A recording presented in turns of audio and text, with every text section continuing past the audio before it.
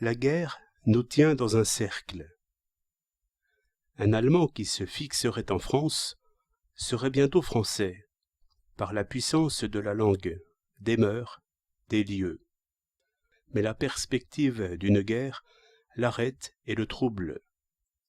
Il est déchiré entre ces deux patries, il ne veut point servir en armes pour la nouvelle contre l'ancienne. Il ne veut point avoir un frère, un beau-frère, un cousin, un neveu dans l'autre camp. Le voilà donc installé chez nous comme un étranger, suspect à tous. On voit déjà en lui un espion, toujours d'après l'idée d'une guerre probable et préparée des deux côtés.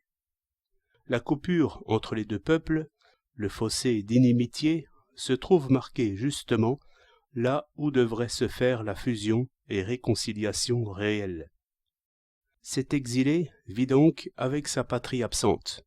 Il se trouve exclu de la vie publique dans le lieu où sont ses intérêts. Il est soumis à un régime d'exception. Il le sait, il le veut. État violent et secret, ce qui est pire. Le mouvement de la population et de l'émigration est biologique. Nul n'y peut rien. Supposons une infiltration d'étrangers par centaines de mille, et d'étrangers qui restent étrangers. Le problème silésien peut se poser en Champagne. Ainsi, la guerre se montre, mais elle est moins effet que cause. C'est parce qu'elle se montrait d'abord que les difficultés s'élèvent. Si les pensées étaient occupées de bonne entente, d'association, d'échanges fructueux, et non point de guerre, le fleuve humain coulerait lentement du continent vers nos rivages, comme il l'a toujours fait, et les Français ne craindraient nullement de devenir Allemands par cette force du nombre, évidemment invincible. Au contraire, les immigrants allemands deviendraient Français.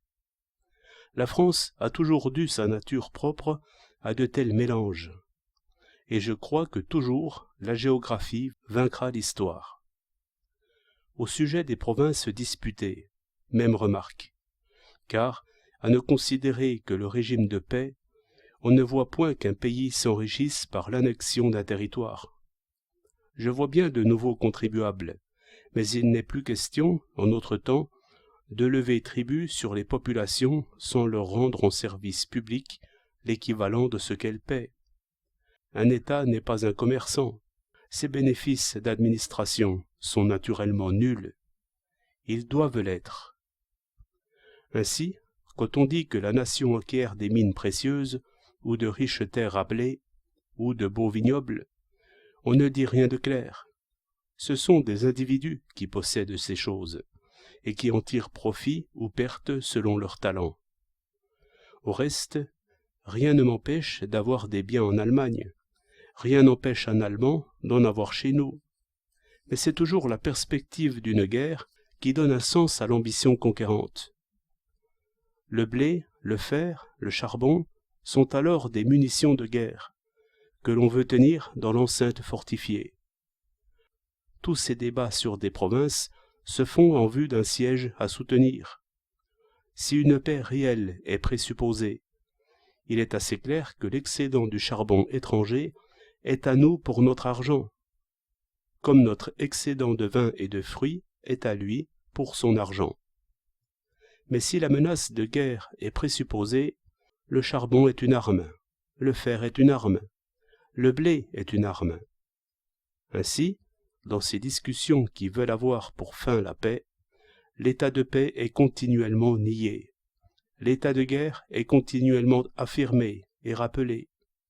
Mais si l'on voulait la paix d'abord, et par énergiques préjugés, presque tous les débats entre nations seraient plus aisés à terminer, et quelques-uns même sans intérêt et sans matière. Et c'est la peur, encore ici, qui fait presque tout le danger. Qui osera? Qui rompra le cercle?